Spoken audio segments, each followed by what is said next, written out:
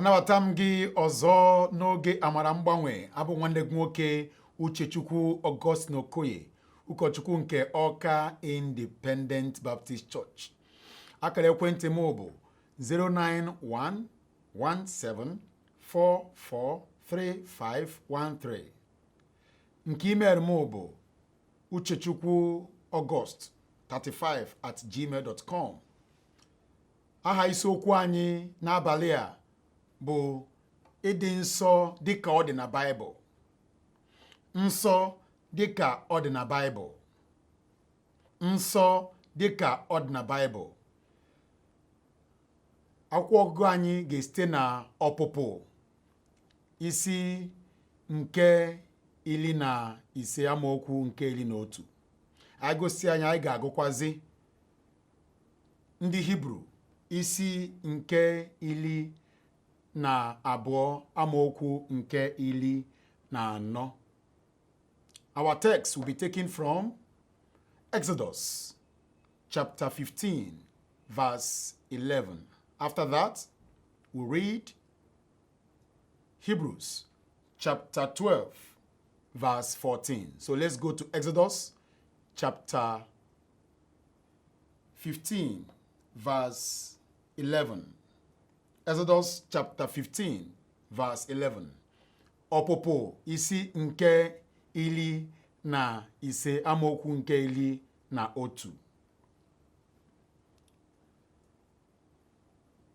Onye dịka gị n'etiti chi niile, Jehova?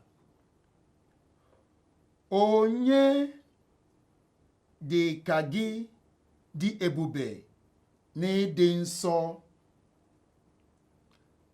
onye a na-atụ egwu n'otito niile, na-eme ihe ebube dị iche iche. Ka anyị gazie na ndị Hibru isi nke 12 amaokwu nke 14. Let's go to Hebrews chapter 12 verse 14. Hebrews chapter 12 verse 14. Ndị Hibru isi nke 12 amaokwu nke 14. Na-agbasonu udo n'ebe mmadụ niile nọ, ya na ido nsọ ahụ, nke onye ọbụla agaghị ahụ Onyenwe anyị anya ma o nweghị ya. Gịnị ka anyị na-ekwu maka ya n'ụbọchị nke taata? Nsọ dịka ọ dị na Baịbụl. O nwere ụbọchị m jere ozi ọma, m wee hụ otu nwoke, m wee kọwaa onwe m. Ka m kọwasịrị onwe m, m jụọ ya sị, kedu ebe ị ga-anọ wee lapụ ụwa? Ọ sị m na ọ ga-anọ n'eluigwe ma ọ lapụ ụwa. Nsị ya, biko, gịnị siri gị obi ike na ị ga-anọ n'ala eze n'igwe? Ọ sị m nọọ iwu Chineke ọ na-edebe, n'ihi na ewepụ ịdị nsọ, o nweghị onye ga-ahụ Chineke anya. Na ọ na-edebe iwu Chineke na ọ dị nsọ. M wee jirizie iwu Chineke ahụ na nsọ dịka ọ dị na Baịbụl wee soo ya na nsọ nke yanwa idebe iwu Chineke. Nwoke a wee hunata, nabata ozi m wetara ya, nabata Kraịst, nwee ịdị nsọ nke Chineke. Achọrọ m iji oge a, ohere a, wee kọwara gị uju ịdị nsọ m kọwara nwoke a. Achọrọ m ka ị mara na ozi a dị ezigbote mkpa, n'ihi na ka onye ọbụla nyere onwe ya, nyere obi ya na nkụzi gbasara ịdị nsọ, o nwere ngọzi pụrụ iche ọ ga-enweta. N'ihi na ịdị nsọ bụkwanụ mma Chineke. Ịdị nsọ so n'otu agwa nke Chineke kpata o ji bụrụ na onye ọbụla ga-enye obi ya na nkụzi dị nsọ nwegodu ngọzi pụrụ iche ọ ga-enweta. Ya ka o ji dị mkpa na ị ga-ege ntị n'ozi a Chineke chọrọ ka ịnụ n'abalị a. Anyị gụọ ọpụpụ isi nke 15 amaokwu nke 11 ya na ndị Hibru isi nke 12 amaokwu nke 14. Anyị ga-ahụ na enwere otu okwu dị na akwụkwọ abụọ a bụ ebe anyị ji mere akwụkwọ ọgụgụ n'abalị a. Ọ dị otu okwu dị na akwụkwọ abụọ a. Kedu otu okwu ahụ? Okwu ahụ bụ nsọ. Anyị gụọ akwụkwọ abụọ a, anyị ga-ahụ ịdị nsọ na ha na-abụ. Gịnị bụ ịdị nsọ? Okwu ndị Grik nke a kpọrọ hagiosmos pụtara mwezuga onwe na njọ. Ọ ya bụ ịdị nsọ. Ọ pụtara enweghị ntụpọ. Ọ bụ ya bụ ịdị nsọ. Ọ pụtara ịdị ọcha nke mmụọ. Ọ bụ ya bụ ịdị nsọ. O si na okwu ndị Grik akpọrọ hagiosmos bụ nsọ. Ebe anyị gụrụ n'ọpụpụ isi nke 15 amaokwu nke 11 bụ ebe mbụ ịdị nsọ dị na Baịbụl. Ebe a na-ekwu maka Chineke sọọsọ. Ọ na-ekwu maka naanị Chineke. Naanị Chineke dị nsọ. O nweghị onye dị ka Chineke. Dịka ọ dịkwazi na Samuel nke izizi isi nke 2 amaokwu nke 2 ya na Mkpughe isi nke 15 amaokwu nke 4. A kpọkwaziri Chineke onye nsọ nke Izrel. Ọ dị otu a na ndị eze nke 2 isi nke 19 amaokwu nke 22.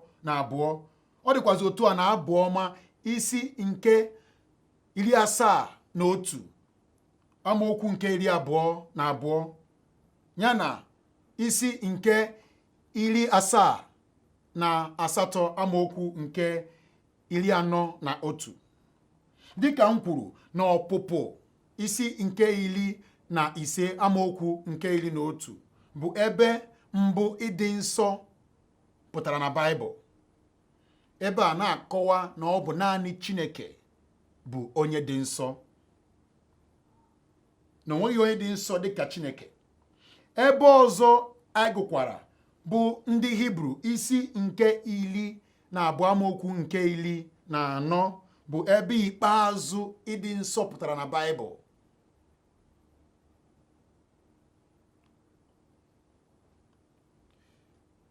Ebe a na-enyezi anyị iwu iso Chineke n'ịdị nsọ.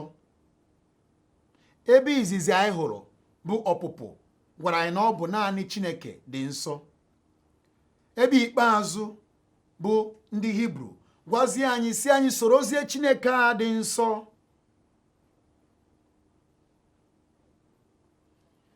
Naanị Chineke bụ onye anyị ga-eso n'ịdị nsọ. E nyere ndị kwere ekwe n'oge agba ochie na Levitikọs isi nke 11 amaokwu nke 44 ya na ndị kwere ekwe na agba ọhụụ na Pita nke izizi isi nke izizi site na amaokwu nke 15 ruo na amaokwu nke 16. Ọ bụ iwu ka ọ bụ na ndị kwere ekwe ga-eso Chineke n'ịdị nsọ ya. Ịdị nsọ bụ ihe Chineke chọrọ ka ndị dị ndụ n'ụwa na-eso. N'ihi na ọ bụrụ na ọ bụghị ịdị nsọ, onweghị nata onye ga-ahụ Chineke. N'ihi nke a Chineke chọọ ka anyị soo ya n'ịdị nsọ. Ọtụtụ ndị abụwo ndị furu ụzọ ebe ha na-achọ ịdị nsọ. na-amaghị ka Chineke si wee kwuo maka ịdị nsọ. Gịnị kpatara o ji dị otu a? N'ihi na ha amaghị ihe bụ ịdị nsọ, ma ya afọzie ka ha ga-esi dị nsọ dịka akwụkwọ nsọ kwuru.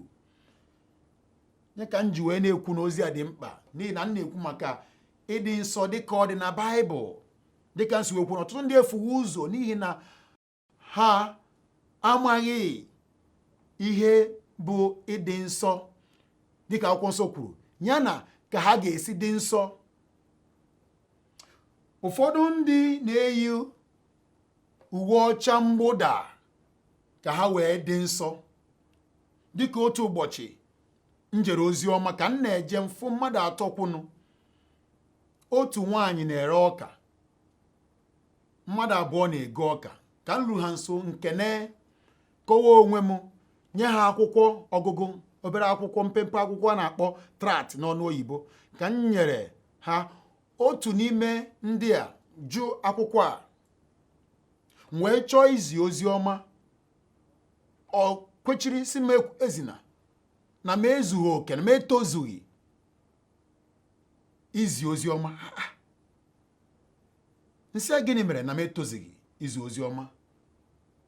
Ọ sị m na mkpughe, mgbe Jọn hunatara wee na-anụ ka onu na-ezi ya ozi, ka onu na-ezi ya ozi, o wee sị ka ọ tụgharị kene hụ onu a na-ezi ya ozi ya. Ka ọ tụgharịrị, ọhụ Jizọs Kraịst ka o yi uwe ọcha mgbụda wee nye ozi ozi. N'ihi nke a, onye ọbụla ga-ezi ozi nke Kraịst kwesịrị iyi uwe mgbụda. Amaghị m ịnụgo nke a mbụ. M wee jụọ ya sị ya, biko gee m ntị, o nwere ebe Chineke nyere n'iwu ma ọ bụ Kraịst nyere n'iwu si anyị tupu anyị zie ozi ma ọ bụ anyị na-ezi ozi anyị yiri uwe mgbụda? Nwoke a azaghị m ajụjụ a. N'uche nwoke a, iyi uwe ọcha mgbụda bụ ịdị nsọ. Mana ọ bụ na ya bụ ịdị nsọ ka Baịbụl si wee kwuo? Mba. Iyi uwe mgbụda agaghị eme mmadụ ka ọ dị nsọ. Ụfọdụ kpebiri ịga ya na irigo elu ugwu ma ọ bụ ọzara, ma ọ bụ ịbanye n'ebe ndị obibi ndị mọnkụ ka ha wee dị nsọ.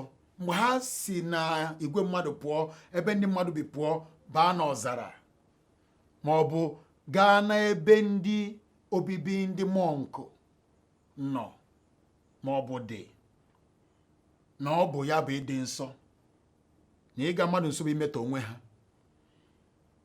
Ụfọdụ na-ekpe na-ebu ọnụ nke ha kpọrọ white fasting, ka ha mee ka Moses, ka ha ṅomie Moses mgbe ya na Chineke nọ n'elu ugwu, ka ha wee hụ Chineke dịka Moses hụrụ Chineke.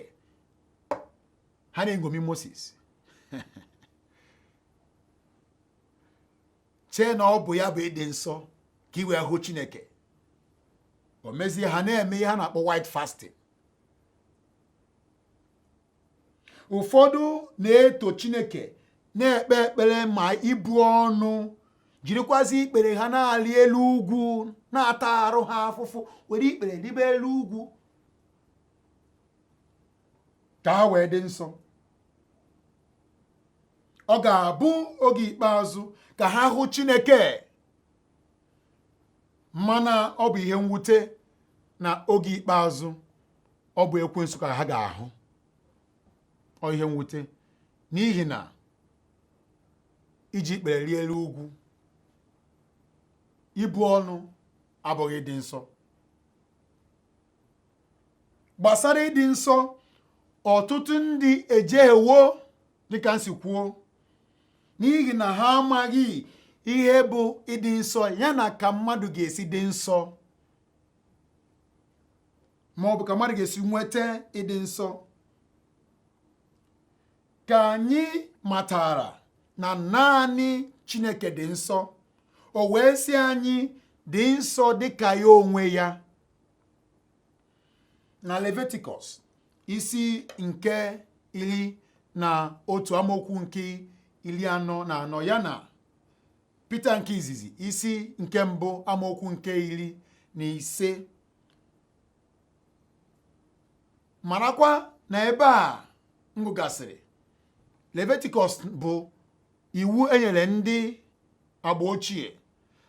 Pita nke izizi bụrụ iwu enyere anyị n'ụbọchị nke tata. Ha abụọ na-akọwa si anyị dị nsọ dịka Chineke n'onwe ya si dị nsọ. Ọ bụ iwu ka enyere mụ na gị ịdị nsọ.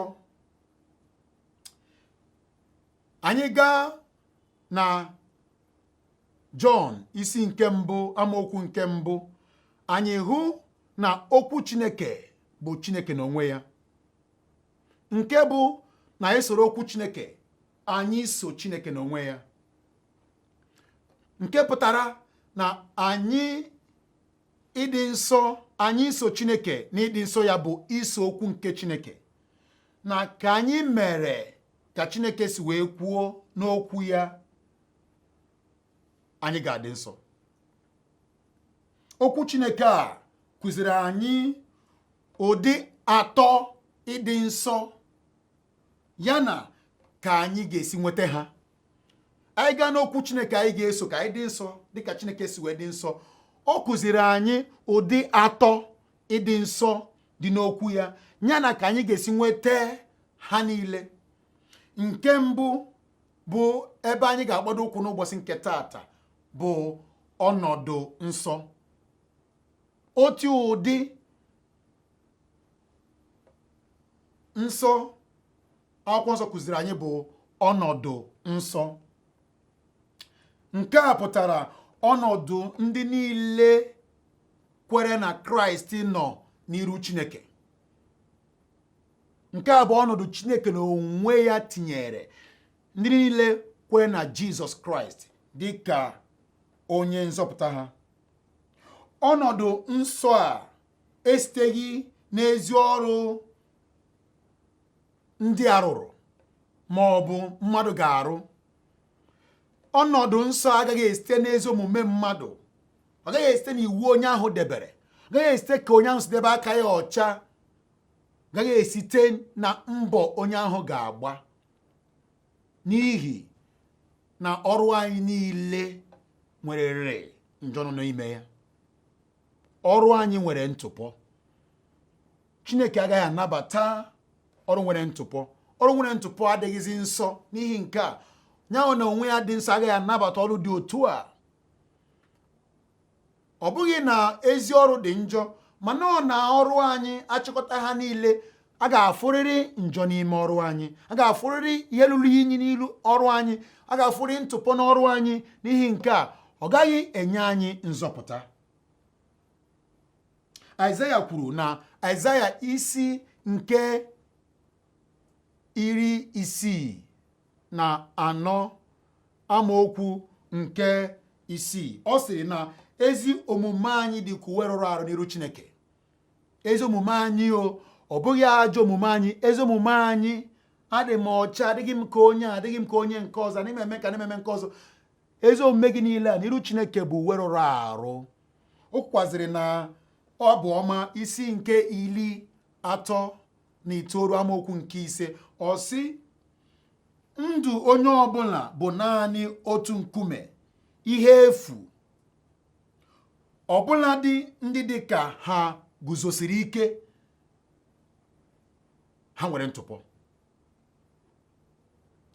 Ọzọkwa, ọnọdụ nsọ esiteghị n'ezi ọrụ ndị mmadụ na-arụ ma ọ bụ gị onwe gị ga-arụ. Ọ gaghị esite n'iwu Chineke ị ga-edebe. O siteghị na iyi uwe ọcha mgbụda. O siteghị na iwezuga onwe gị n'ebe mmadụ ibe gị nọ, jebiri n'ebe ndị mmụọ nkụ bi.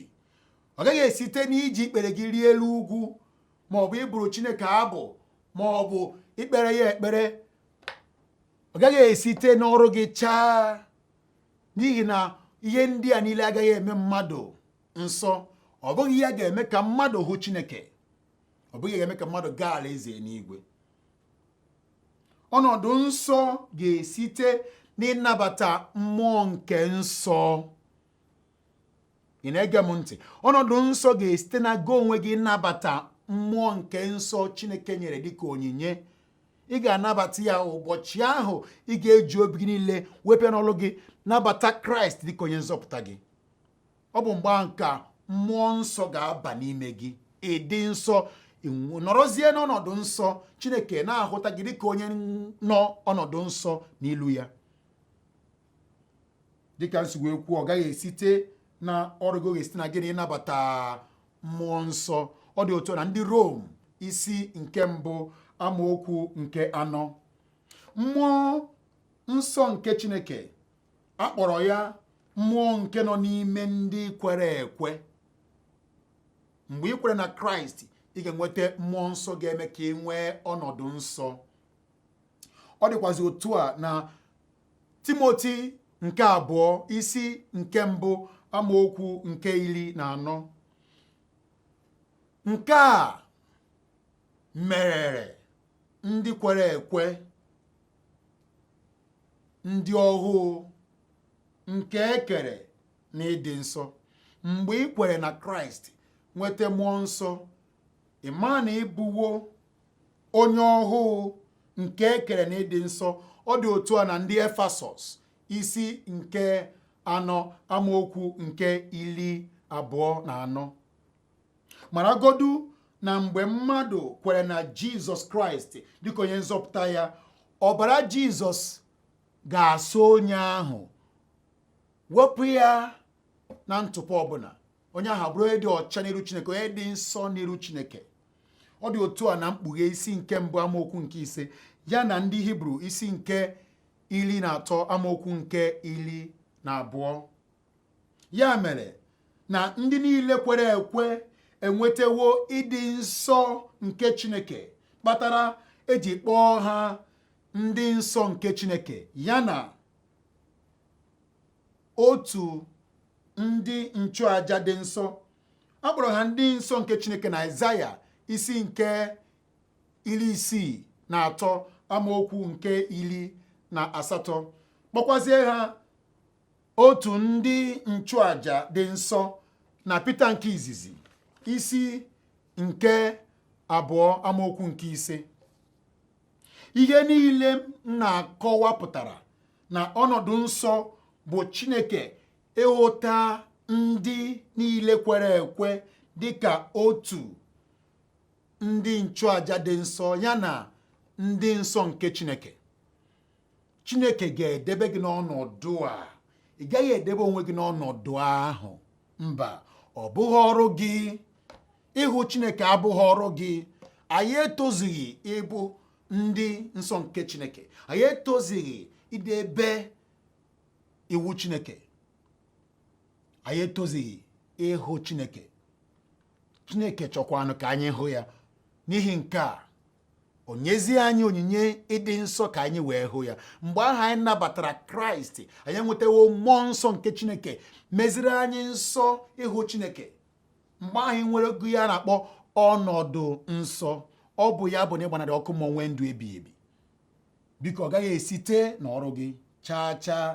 Ọ gaghị esite na mbọ gị na ito onwe gị ahụhụ. Kee ka ọ dị mmadụ iji ikpere rie elu ugwu maka ịga alaeze n'igwe, na-ebu ọnụ esepụ aka maka ịga alaeze n'igwe, na-eṅomi Mosis eburu ọnụ ka ọ gaa alaeze n'igwe. O nwetawo nzọpụta. Ha esiwo n'ala Ijipt pụọ tupu Chineke akpọ ya oku ịga elu ugwu a, ka onye ya akwụkwọ nsọ, ka onye ya iwu nke ya bụ Chineke. Mosis ebughị ọnụ a ka ọ gaa alaeze n'igwe. Biko, ịga alaeze n'igwe agaghị esite na mbọ gị, ọ gaghị esite n'ọrụ gị chaa chaa. Ị pụghị idebechi iwu Chineke niile. N'ihi nke a, ị gaghị adị nsọ site n'ọrụ gị. Chineke ahụwo na ya apụghị ịdị nsọ site n'ọrụ anyị. O nyezie anyị iwu ga-eme ka anyị nwee nzọpụta. Kedu iwu o nyere ihe? Ọ sị na onye ọbụla ga-eji obi ya kweta na Kraịst agaghị aga ọkụ mmụọ agaghị ala n'iyi ma onye ahụ enwewo ndụ ebi ebi. Nrube isi ga-eme ka ị gbanarị ọkụ mmụọ nwee ndụ ebi ebi bụ ogo onwe gị iji obi gị kweta na Kraịst dịka onye nzọpụta gị. Biko ọ bụghị ọrụ gị, ọ bụ ọrụ Kraịst rụrụ chaa maka nzọpụta gị. Gịnị ka ị ga-eme taa? Were obi gị wepịa n'ọrụ gị, tụkwasị obi gị na Jizọs Kraịst dịka onye nzọpụta gị. Tụkwasị obi gị na ọrụ ya zuo oke maka nzọpụta gị. Ka ị mere otu a, Chineke ya ahụ okwukwe gị nye gị nzọpụta. N'ihi na nke ị mere otu a, ịdịgo nsọ n'iru ya, inwego ihe a kpọrọ ọnọdụ nsọ ga-eme mgbe ọbụla ị lapụrụ ụwa ịnọnyere ya. Ọ bụrụ na ọ ga-abụ mmasị gị, ọ bụkwazị mmasị Chineke. Gịnị ka ị ga-eme? Tụkwasị obi gị na Kraịst sọọsọ, kpọọ ya na ekpere a nchọ idu gị na ya. Ka ị na-akpọ ya, biko kweta n'obi gị ka ọ hụ okwukwe gị rụọ ọrụ nzọpụta na ndụ gị.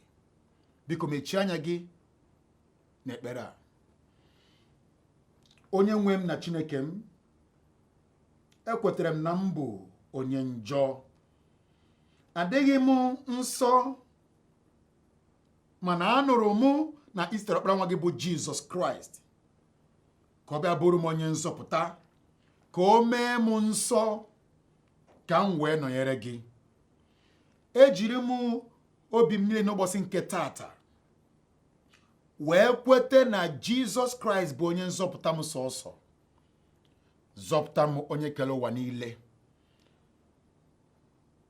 Zọpụta m n'ọkụ mmụọ ka m nọnyere gị ebi ebi ebi ebi. Daarụ Chineke na nzọpụta nyere m n'ụbọchị nke tata, n'ihi na ekwere m na Kraịst ọkpara nwa gị bụ onye nzọpụta m. Amen. Amen. Ka ikpere osi n'obi pụta. Ọ bụrụ na iji obi gị niile kwere na Kraịst ma kpọọ ya n'ekpere a, Chineke kwuru na inwewo nzọpụta. That is, ọ na-akọwa na ọkụ ma abụghịzi maka gị.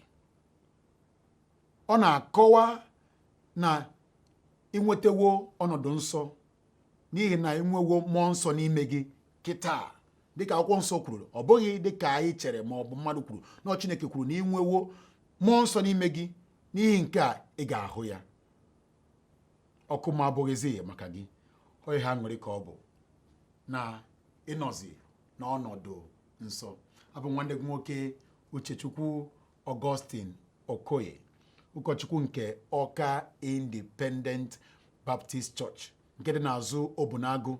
Anyị na-enwekwazi ọgbakọ ụbọchị ụka ọbụla o jiri ọkara gafee elekere 9 nke ụtụtụ. Nke mgbede anyị na-enwekwazi ọgbakọ n'elekere 5. Ụbọchị Wednesday anyị na-enwekwazi anyị na-akpọ nkụzi nke okwukwe ya na ekpere. Kedu ihe ị na-atụkwasị obi na Chineke pụrụ imere gị? Bịa soro anyị n'ekpere a. Chineke ga-aza gị ekpere. Ọ na-abụ elekere nke 5 ka anyị ji enwe ọgbakọ a. Anyị na ndị Faithful Baptist College jikọsịkwara aka ọnụ ịzụ ndị mmadụ. Faithful Baptist College dị na Texas, USA. Anyị na-azụ ndị mmadụ n'ihe anyị kpọrọ theology. Ọ ya bụ onye ahụ gụsịa, enye onye ahụ ya kpọrọ degree in theology. Ọ ga-esikwazi na Texas, USA bịakwute onye ahụ n'efu ka a ga-azụ gị, n'efu ka a ga-enye gị ihe ndị a niile. Ọ bụ mmasị Chineke na ị ga-eto n'okwukwe, too n'okwu ya, too n'irube isi. Ụzọ ghere gị oghe ịbịa ka ebiri Chineke chọọ ka ị bụrụ. Akara ekwentị m bụ